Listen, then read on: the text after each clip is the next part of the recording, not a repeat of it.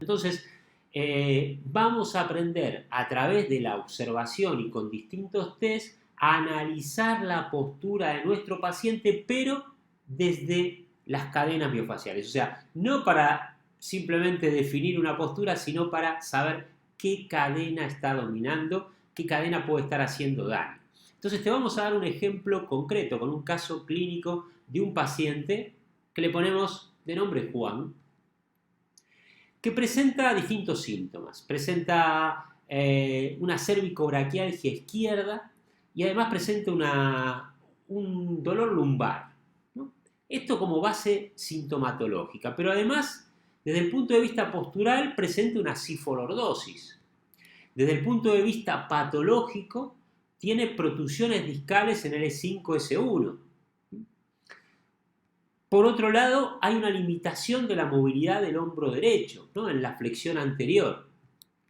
Y además, su patrón respiratorio está bastante limitado y tiene sobre todo una respiración infraumbilical, por debajo del ombligo, y también un poco supratorácica. Esas son las características que presenta, digamos, la sintomatología, lo que se ve, la consecuencia de algo que tiene Juan y que nosotros tenemos la obligación de ir a buscar el origen, o sea, el origen que está ocasionando cada una de estas cosas, que vas a ver que es el mismo para todas, ¿no? Aunque luego podemos utilizar distintas metodologías para corregir.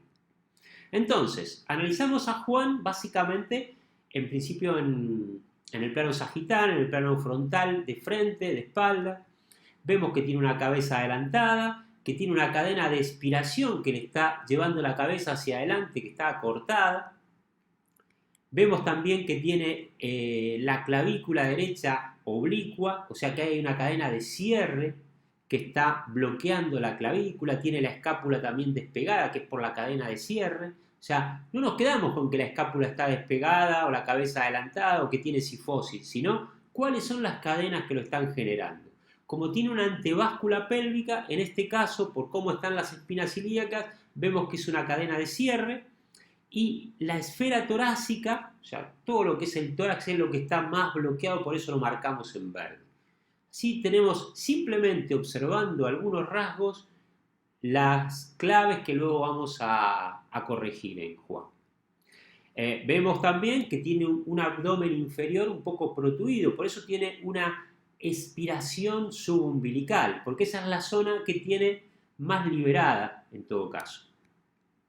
En el test de flexión, que es otro de los test que utilizamos más, pero vamos a simplificarlo. En el test de flexión vemos que está limitada la flexión de cadera con una cierta rectificación en la zona lumbar, el sacro hundido. Esto nos habla de una cadena de extensión en el sacro. También vemos que al elevar la cabeza cuando le pedimos la flexión es porque hay una cadena de extensión, en este caso secundaria, en la zona del occipital. Y entonces, como síntesis, podemos ver que la cadena de base o patrón de base, la que representa más a Juan, es la cadena de cierre. Una esfera primaria, que es la que está más bloqueada, que es el tórax, y luego distintos puntos de anclaje en disfunción o bloqueados, que son la zona de omóplato clavícula, cadena de cierre, la zona del ilíaco derecho, o mejor dicho, el punto de anclaje ilíaco derecho, también cadena de cierre, y luego en el sacro y en el occipital tenemos cadena de extensión. ¿Sí? Esto ya en un segundo término, sobre todo el del occipital, el del sacro sí es bastante importante. Muy bien. Entonces, ¿cuál es el origen de la alteración postural de Juan? Vemos que Juan tiene, decíamos, una cifalordosis, ¿no? Porque tiene un aumento de la curvatura cervical, de la curvatura lumbar y de la cifosis torácica o dorsal, ¿no? Entonces es lo que comúnmente se llama una cifalordosis. Pero claro, todo esto se debe fundamentalmente a la antebáscula pélvica ocasionado por cadena de cierre y también a la cadena de cierre que está bloqueando su cintura escapular. Entonces no es una cifalordosis, esa es la consecuencia. Lo que realmente es causal es la cadena de cierre. O sea, lo que nosotros debemos corregir en Juan es su cadena de cierre, que está dominando sobre todo en la zona torácica. Y también un poco en la parte pélvica, aunque ahí está combinado, decíamos, con cadena de extensión. Entonces, ¿cuál es el origen del bloqueo respiratorio de Juan?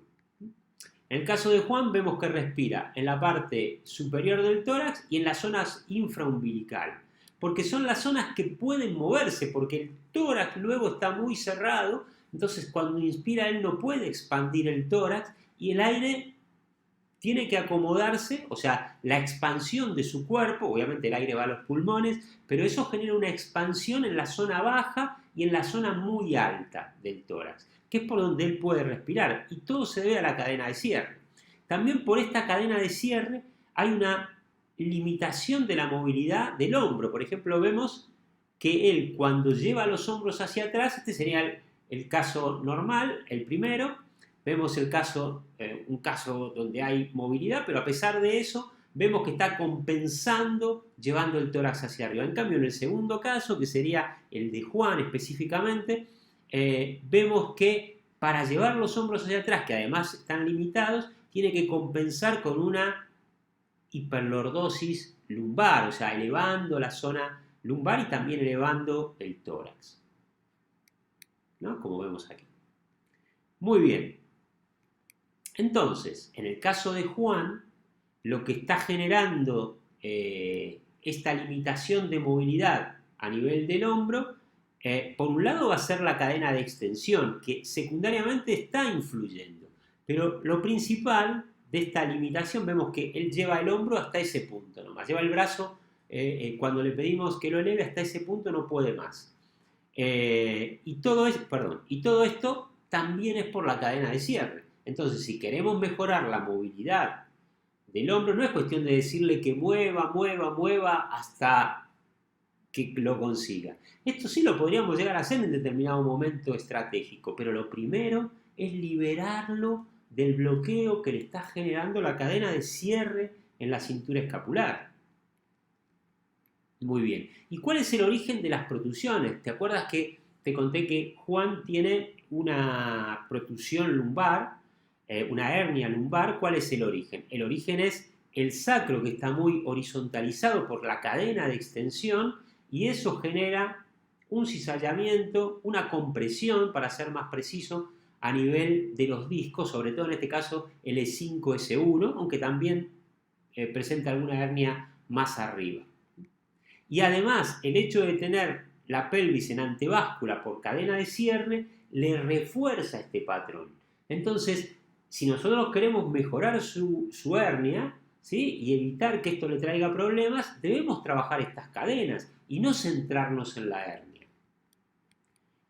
Pero también, ¿cuál es el origen del dolor de Juan, ¿no? El dolor lumbar y el dolor, sobre todo el dolor cérvico-braquial, digamos, ¿no? Esa irradiación también al brazo.